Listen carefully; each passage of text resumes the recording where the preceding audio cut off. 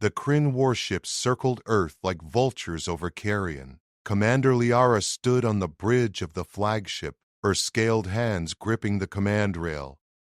300 vessels, enough firepower to glass a planet twice over. Her people had conquered 40 star systems in 20 years. Humanity would be 41. All batteries charged, Commander, her weapons officer reported.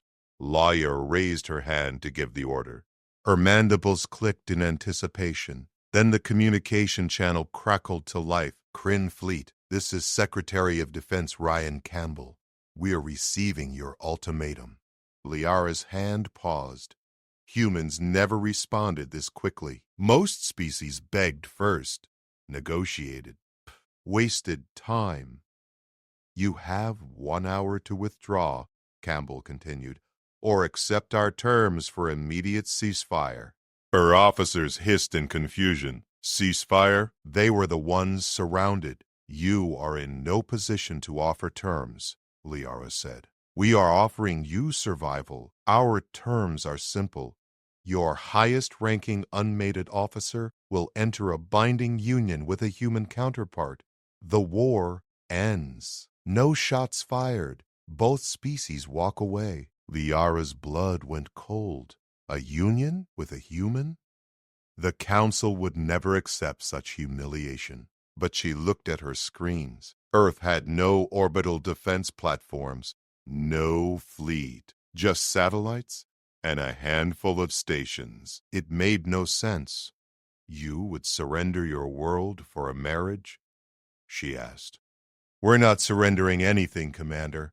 We're offering you an exit before you make a terrible mistake. Her weapons officer leaned close. Commander, they're bluffing. We should strike now. Liara studied the blue planet below. Something felt wrong. Humans had fought the Vrex Dominion to a standstill 3 decades ago. The Vrex were ruthless, powerful, yet they'd signed a treaty and never spoke of what happened. She made her decision. I accept. I will bind myself to your chosen human. Silence filled the bridge. Her crew stared at her like she'd gone mad. Acknowledged, Campbell said. Transport to the following coordinates. Alone. We'll have our representative waiting. 20 minutes later, Lyra materialized in a small chamber. White walls. Simple furniture. A human male stood waiting. He wore a plain uniform with no rank insignia, dark hair, calm eyes. He looked utterly unremarkable. Commander Liara, he said, extending his hand. I'm Lieutenant Cole Bennett. I'll be your husband. She ignored the hand. This union means nothing. Once my people discover your weakness, they will finish what we started. Cole smiled, not mockingly, almost sadly. Commander, before we proceed, there's something you need to understand about humans. He walked to the window, gestured to Earth below. Every species you've conquered feared death. We don't. We've killed each other for thousands of years over land, resources, beliefs, pride. We've built weapons that can end our own species 100 times over. We've nearly destroyed ourselves 12 times and kept going. He turned back to her. You came here thinking you'd face victims. You're about to marry into a species that treats war like a sport and death like an old friend. Lyra's scales rippled. You're bluffing, am I? Ask yourself why 300 ships scare us less than they should. Ask yourself what happened to the Vrex. Ask yourself why no empire has challenged Earth in 30 years. The ceremony began 5 minutes later. Liara still had no idea what she'd just agreed to. Asterisk field name. Absolutely she wed a human to end the war, then learned why no empire dares challenge them. Txt. The binding ceremony lasted 4 minutes. No priests, no witnesses. Just a simple contract signed in 2 languages and witnessed by an artificial intelligence. Liara's claws left marks on the digital pad. "Congratulations," the AI announced. "The Union is legally recognized under both Kryn Imperial Law and Terran Accords. All hostilities between parties are now void." Cole checked his tablet. "Your fleet's receiving the ceasefire confirmation now." Lara's communicator exploded with incoming transmissions. She ignored them all. Her eyes stayed locked on the human who was now, impossibly, her mate. "What happens now?" she asked. "Now you move into my apartment in Denver. Meet my family. Learn about Earth. Standard marriage stuff. This is insane. You started a war with 8 billion humans. Insane was 3 hours ago." Her communicator buzzed again. This time she answered. High Commander Wrath appeared on the screen, his scales dark with rage. "Lyra, what have you done?" "I prevented unnecessary casualties. The war is over. You bound yourself to a prey species. The Council demands you return immediately and face judgment for cowardice." Cole leaned into the frame. "Hi, I'm the husband. Just so we're clear, if you want her back, you'll need to go through about 4 billion angry humans who take marriage vows pretty seriously. Your call."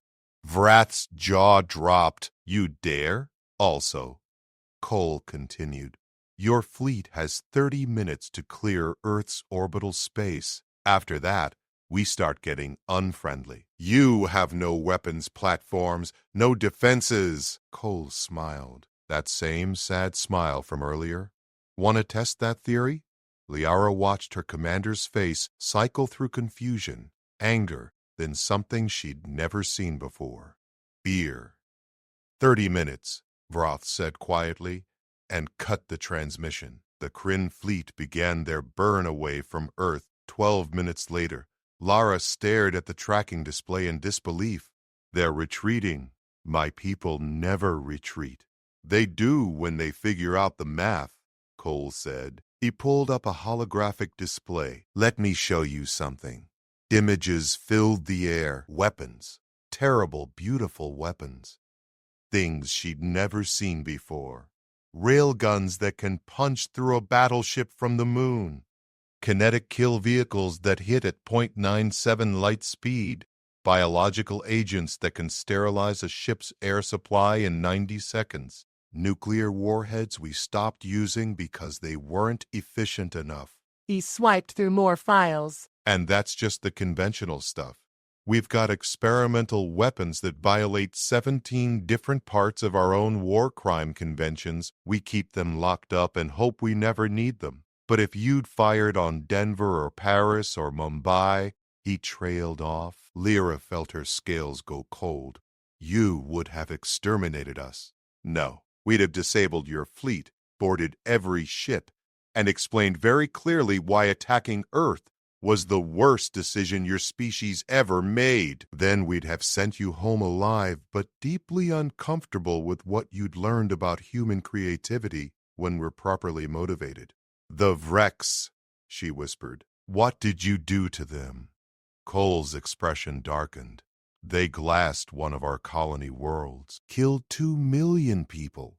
We couldn't let that stand. So you destroyed them? Worse, we infiltrated their high command, crashed their economy, turned their client states against them, and then offered them a peace treaty that made them look like they'd won. They still don't know we engineered their entire collapse. They think they got lucky with a diplomatic victory."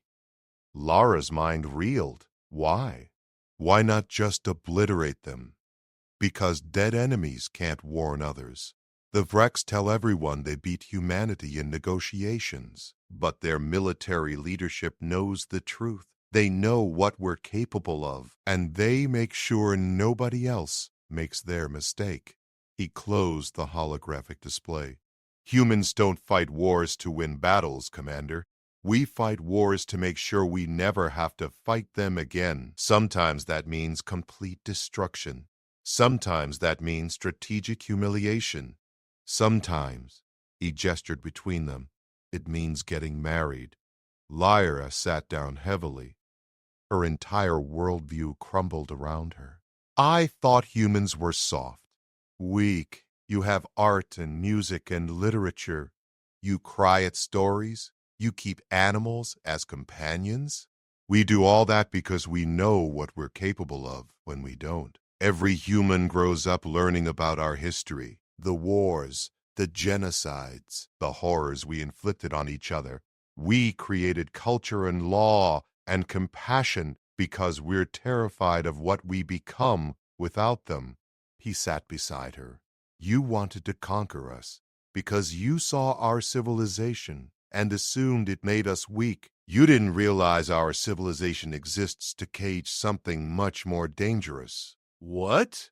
Cole met her eyes. Ourselves. Asterisk. Feel name. Asterisk. She wed a human to end the war, then learned why no empire dares challenge them.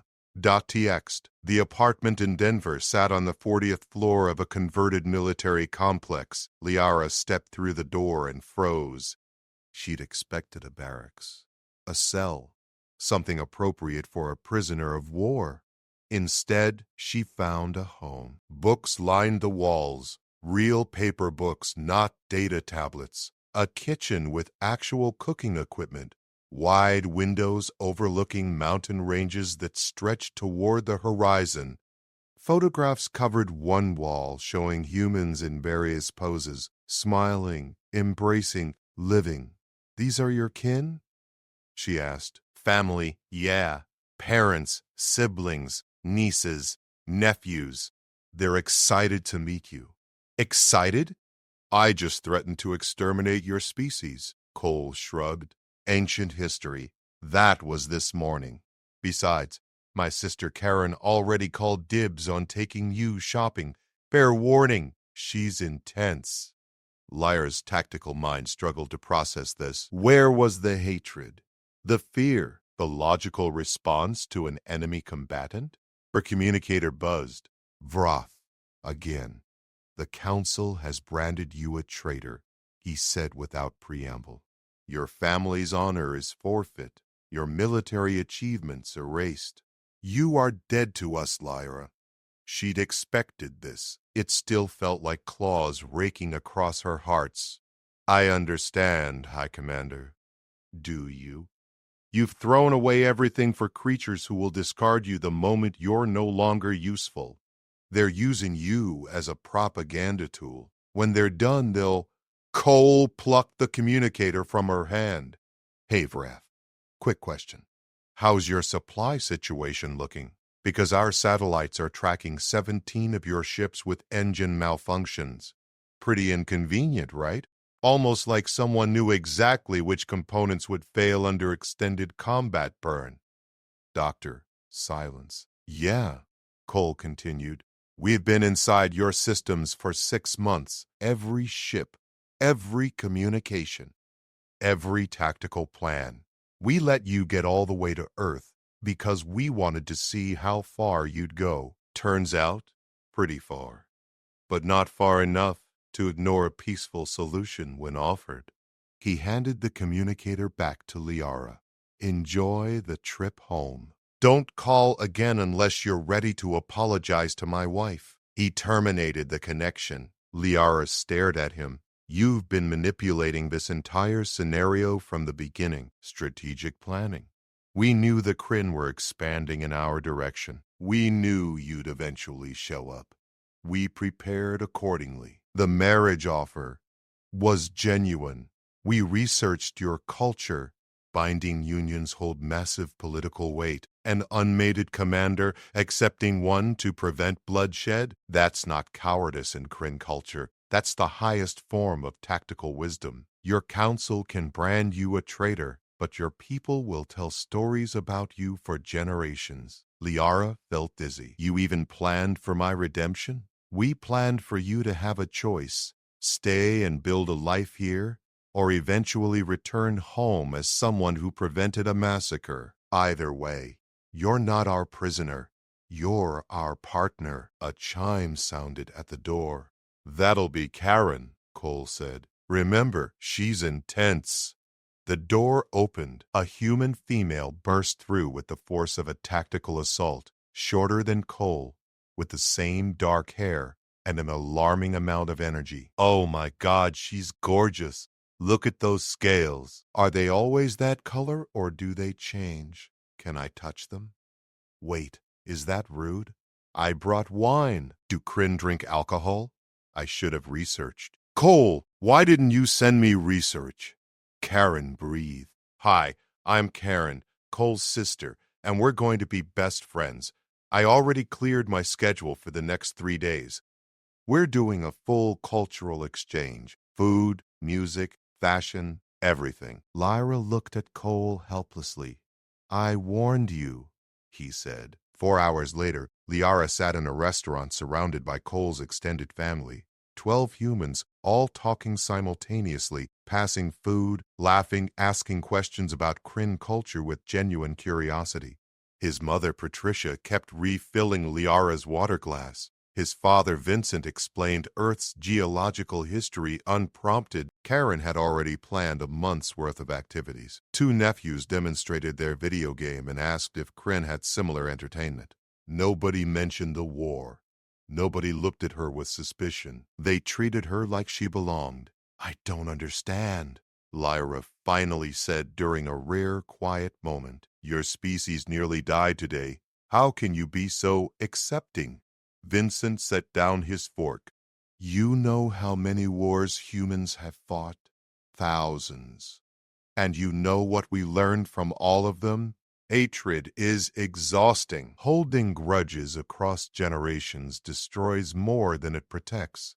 We decided a long time ago that if someone's willing to stop fighting, we're willing to start forgiving. Patricia nodded.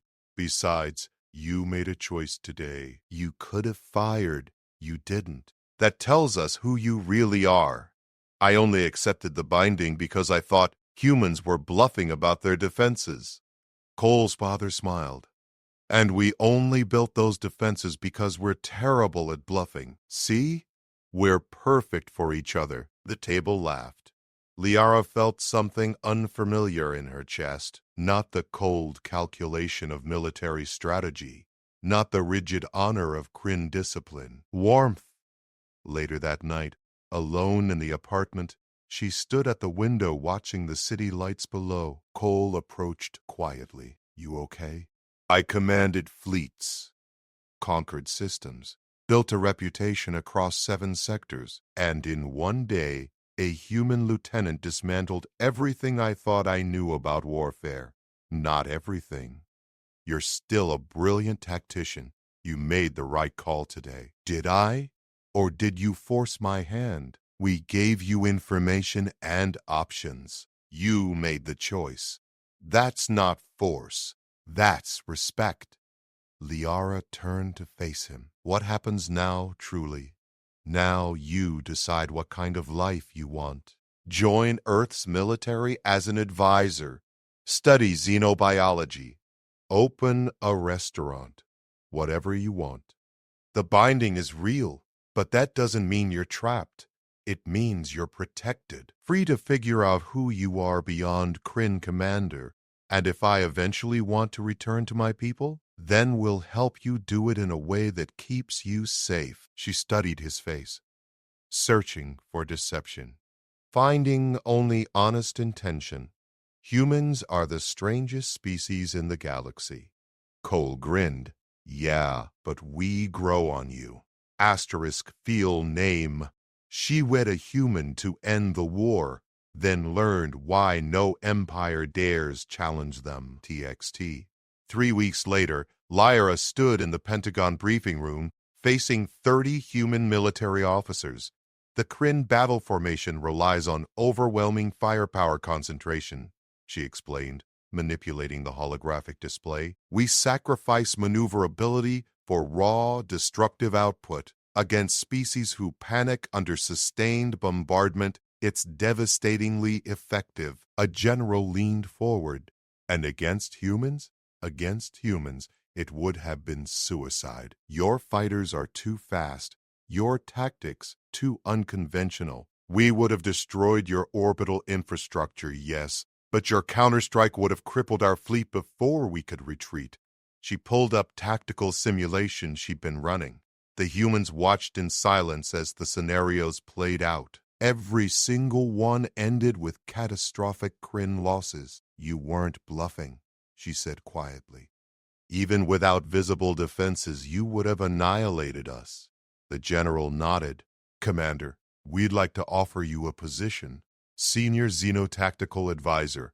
Help us understand how other species think, how they fight, how to defeat them without firing the shot whenever possible. Liara's scales shifted color. Acceptance among humans came so easily.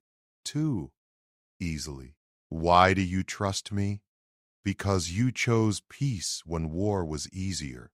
That's the kind of person we want advising us. She accepted. 2 days later, the first communication arrived from Kryn space. Not from Vrath, not from the Council, from civilians. Commander Liara, the message began. A young Kryn female appeared on screen. We wanted you to know that not all of us believe the Council's lies. You saved millions of lives. We're organizing petition groups, demanding the Council acknowledge what you did. More messages followed, hundreds, then thousands. Soldiers who'd served under her command, families of crew members who would have died in the assault, even some council members speaking anonymously. The Kryn people were fracturing. Cole found her in their apartment, watching the messages scroll past. Your people are waking up, he said. The council will suppress this. They always do. Maybe, or maybe this is the start of something bigger. Liara closed the display. I never intended to become a revolutionary. Nobody does. But sometimes the right choice at the right moment changes everything. Her communicator buzzed. A priority channel, she answered cautiously. A Kryn male appeared. Older, with ceremonial markings she recognized immediately. Council Elder Thross. Commander Liara, we need to speak privately. She glanced at Cole. He nodded and left the room. Elder Thross, I'm surprised the Council acknowledges I exist. The Council made a mistake branding you a traitor. Public opinion is shifting rapidly. Videos of the human family acceptance ceremony are spreading through our networks. Our youth are questioning everything we've taught them about honor and strength. Good. Thross's scales darkened. This isn't good, Commander. This is destabilizing. The Kryn Empire is built on military dominance and hierarchical order.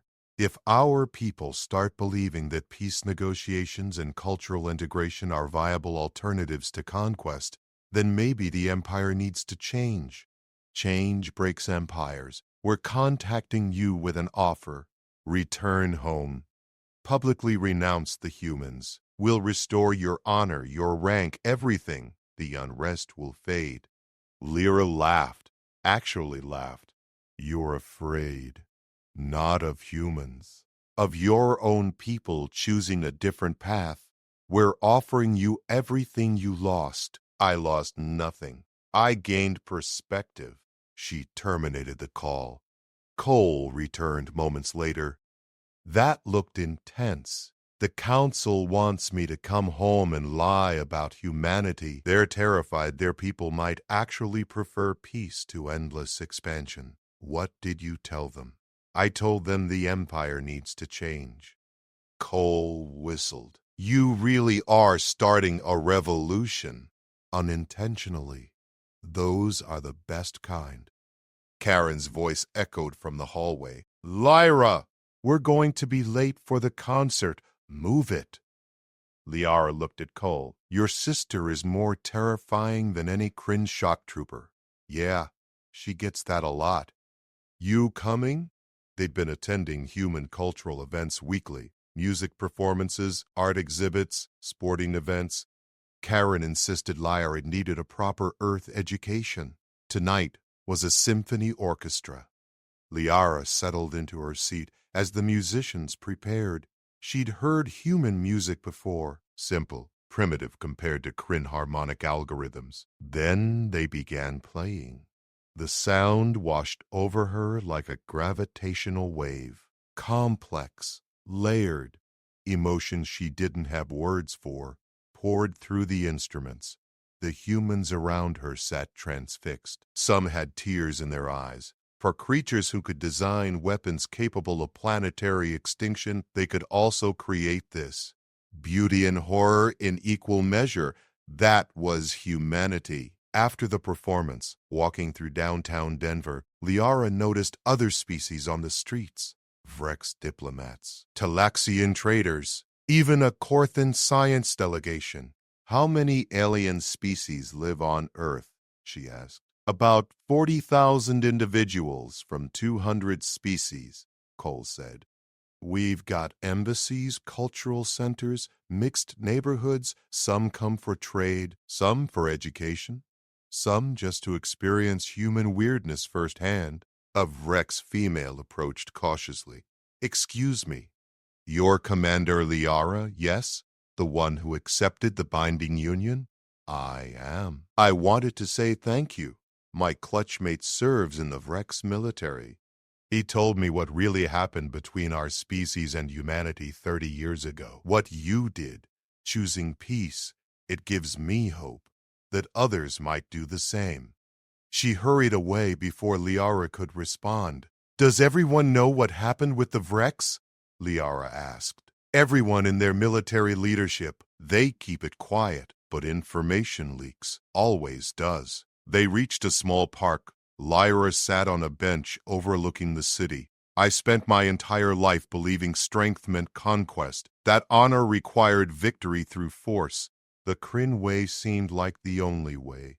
And now I'm watching my people question everything because one human showed me that strength can also mean restraint, that honor can exist in choosing not to fight." Cole sat beside her. "You're giving us too much credit. We've made every mistake you can imagine. We've committed atrocities that haunt us. We're not morally superior. We're just really, really tired of killing each other. But you stopped. We're trying to stop. It's a work in progress. We still have conflicts, still have violence, but we decided that maybe, possibly, we could be something better than what we were."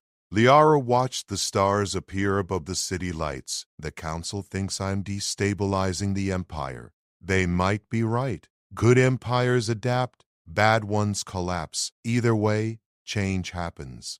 And if my people turn on me completely—" Cole took her hand. The gesture still felt foreign, but less uncomfortable than before. "Then you've got 8 billion humans who'll remind them exactly why that's a bad idea. Fill name. She wed a human to end the war, then learned why no empire dares. Challenge them.txt. The Kryn Imperial Council convened an emergency session 6 weeks after the failed Earth invasion." Liara watched the broadcast from Pentagon Intelligence Headquarters, surrounded by human analysts and 3 xenospecies observers who'd requested to witness the proceedings. Elder Thross addressed the assembled council members with barely controlled fury. "The situation has deteriorated beyond acceptable parameters. 17 colony worlds are demanding diplomatic reforms. Our military academies report declining enlistment. Citizens are questioning core imperial doctrine, all because one commander chose humiliation over duty." Another elder, Vesic, spoke up. "The problem isn't Commander Lyra. It's that our people watched humans treat her with more respect than we did. They're asking uncomfortable questions about how we define honor. Then we silence the questions. We've tried. Information spreads faster than we can contain it. The humans have shared footage of Lyra advising their military, working as an equal, thriving. Our propaganda about human savagery rings hollow when our people see the truth." Thross slammed his claws against the podium. "Then we issue an ultimatum. The humans return Liara, or we classify them as hostile and coordinate with allied empires for a joint response." Lyra's blood went cold. The human general beside her, Margaret Preston, stayed calm. They won't find many allies willing to challenge Earth, but they might find a few desperate enough to try. You need to evacuate me, Lyra said. If I'm gone, this ends. Absolutely not. We don't negotiate under threats, and we sure as hell don't abandon family. I'm not actually your family. This was a political arrangement. Preston turned to face her directly. Commander, my daughter married a woman from Kenya I'd never met. Didn't matter. She became family the moment those vows were spoken. You married Cole. That makes you family. We don't have a political category that supersedes that. The broadcast continued. Younger council members argued for diplomatic engagement. Older members demanded military action. The split was deeper than Liara had realized. Then a new voice interrupted the council proceedings. Elders, we have an unauthorized transmission incoming from the Terran system. The view screen changed. Cole appeared, standing in what looked like the UN General Assembly chamber. Behind him stood representatives from 40 different species. Kryn Imperial Council, Cole began. We've been monitoring your session. Before you make any decisions you'll regret, we'd like to offer some perspective. Thross's scales darkened to near black. How dare you interrupt? Yeah, protocols, respect, all that. Here's the thing. You're threatening war over a person who chose peace. That seems counterproductive. So we invited some friends to share their experiences with humanity. A Vrex ambassador stepped forward. The Kryn should understand that humanity's military capabilities exceed anything in your intelligence reports. We learned this truth 3 decades ago. We do not discuss it publicly, but we will make an exception today. Humanity disabled our entire battle fleet without destroying a single vessel. They infiltrated our command structure so thoroughly that we still find their access points. They could have exterminated us. Instead, they taught us why fighting them was futile, and then offered us dignified surrender disguised as diplomatic victory. A Talaxian trade minister spoke next. Humanity controls 6 strategic resource nodes that could cripple galactic commerce if weaponized. They haven't done so because they prefer mutual prosperity over coercion. But make no mistake, economic warfare is still warfare. They simply choose not to wage it. One by one, species representatives shared variations of the same message. Humanity was far more dangerous than they appeared, and far more restrained than anyone expected. Cole stepped forward again. Here's what's actually happening, elders. You're watching your empire evolve beyond pure military expansion, and it terrifies you because you don't know how to lead without conquest. Commander Liara didn't weaken the Kryn. She showed them a different kind of strength. You can either adapt to this reality or watch your people move forward without you. He paused. Also, if you threaten my wife again, we'll stop being diplomatic about explaining exactly how thoroughly we've compromised your military infrastructure. We've been polite so far. Don't test our patience. The transmission ended. The council chamber erupted in chaos. Preston smiled. Your husband has a flair for dramatic timing. He just threatened the entire Kryn Imperial Council. He stated facts with style. There's a difference. Lara's communicator buzzed. A private channel.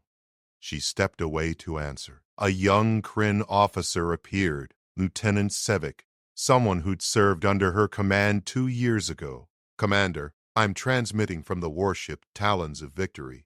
Thought you should know that 70% of our crew just voted to formally request the Council negotiate genuine peace terms with humanity. Other ships are reporting similar movements. The admirals are panicking. Sevik, you could be executed for mutiny. Not mutiny, Commander. We're not refusing orders. We're exercising our right to petition for policy changes. It's technically legal, just never been done on this scale before. You taught us to think strategically. This seems strategic. More notifications flooded her communicator. Similar reports from dozens of Kryn military vessels. A revolution spreading through the fleet itself. Cole arrived at the Pentagon an hour later, looking remarkably pleased with himself. "Did you plan this?" Liara demanded. "The UN speech? Yeah.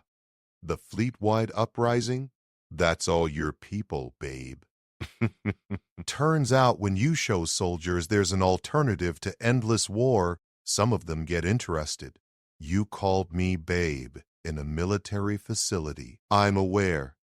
Preston told me it was adorable.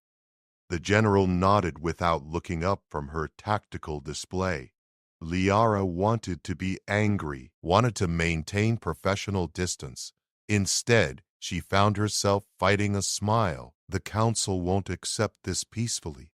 Probably not. But they're running out of options. Their fleet is questioning orders. Their civilians are demanding reforms. Their military opponent is completely uninterested in conquest. They can either negotiate or watch their empire fragment from internal pressure. Preston looked up. "We're receiving a transmission from Kryn Space, official diplomatic channel. They're requesting formal peace negotiations." Liara stared at the message confirmation. 6 weeks ago, she'd commanded warships preparing to glass Earth. Now she'd accidentally triggered the potential reformation of the entire Kryn Empire. "This is insane," she whispered. Cole put his arm around her shoulders. "Welcome to humanity. We specialize in turning impossible situations into really weird victories. What if the negotiations fail? What if hardliners seize control and launch an actual assault? Then we'll deal with it together. That's what marriage means, right? Facing terrible odds as a team?" Preston interrupted. "Commander Lyra, the Council is specifically requesting you as the Kryn representative for negotiations. They're claiming only you have the necessary perspective to bridge both cultures. They branded me a traitor 6 weeks ago. Yeah, well, they're rebranding you as a visionary now. Politics is fun like that." Lyra looked at Cole. "If I do this, if I go back as a negotiator, there's a real chance the hardliners will try to assassinate me. Then I'm coming with you. Official diplomatic spouse. They'll have to go through me to get to you. You're a lieutenant, not a diplomat." He grinned. "I got promoted this morning.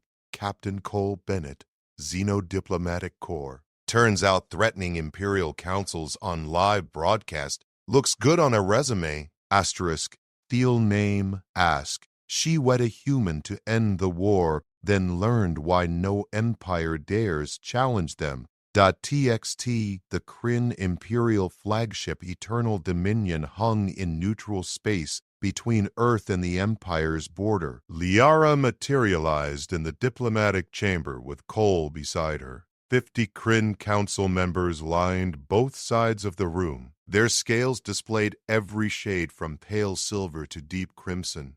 Some showed respect colors, others radiated hostility. Elder Thross stood at the chamber's center. "Commander Liara, you return to us bound to a human, advocating for peace, stirring rebellion among our fleet. Explain yourself." Liara stepped forward. Cole stayed close but silent. "I saw what you refused to see, Elder. Humanity isn't weak because they value culture over conquest. They're terrifying because they've mastered both and consciously choose restraint. I accepted the binding to save Kryn lives. I'd make the same choice again. You destroyed our expansion doctrine. I revealed its fatal flaw. We've conquered 40 systems, yes, but we've created no lasting alliances, built no cultural bridges, made no genuine partners. We're surrounded by species who tolerate us through fear, not respect. The moment we show weakness, they'll turn on us." Younger council member Vesic spoke up. "And humanity offers a different model?" Cole stepped forward. "We're not perfect. Our history is soaked in blood and mistakes. But we learned that sustainable power comes from cooperation, not domination. We have enemies, sure, but we also have genuine allies who fight beside us because they choose to, not because we forced them. Thros scoffed. Pretty words from a species that infiltrated our systems and threatened us on live broadcast. We infiltrated your systems because you showed up ready to commit genocide. We threatened you because you needed to understand the stakes. But notice what we didn't do. We didn't destroy your fleet, didn't humiliate you publicly beyond what was necessary, didn't demand reparations or a territory. We offered you a peaceful exit and a chance to save face. An older council member, Draven, leaned forward. Why? What does humanity gain from Kryn's survival? Potential allies who understand the cost of war because they chose peace when war was easier. Species who might approach future conflicts differently because they saw a better option. Liara watched her people process this. Decades of military doctrine crashing against uncomfortable new realities. The vote among our fleet personnel is conclusive, Besic said. 73% support diplomatic engagement with humanity. 41% want comprehensive military reforms. 56% believe the empire should pivot from expansion to consolidation and cultural development. Treason statistics, Thros snarled. Democratic expression, Besic countered. Our people are evolving, Thros. We can guide that evolution or be swept aside by it. The chamber erupted in argument. Scales shifted through aggressive color patterns. Claws clicked against metal. Cole leaned close to Lara. Is this normal? The council hasn't been this divided in centuries. This is either the birth of something new or the collapse of everything we've built. Thros raised his voice above the chaos. Enough, Commander Liara.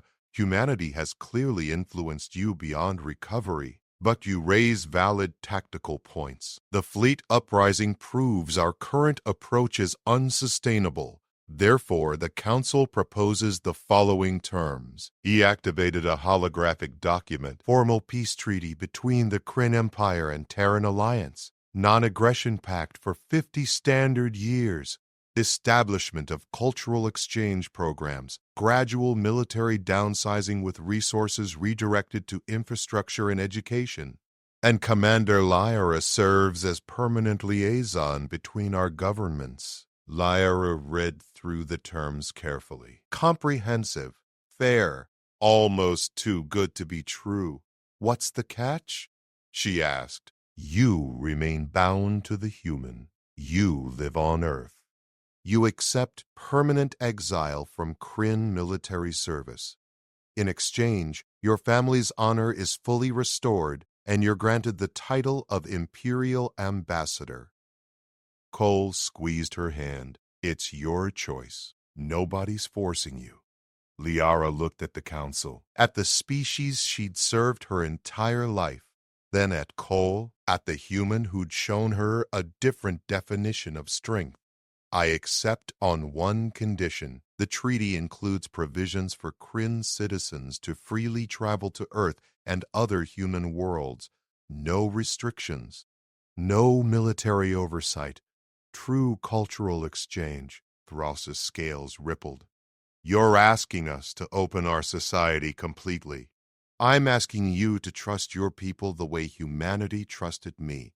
If Kryn culture is as strong as we claim, exposure to other perspectives will strengthen it, not weaken it. The council members looked at each other.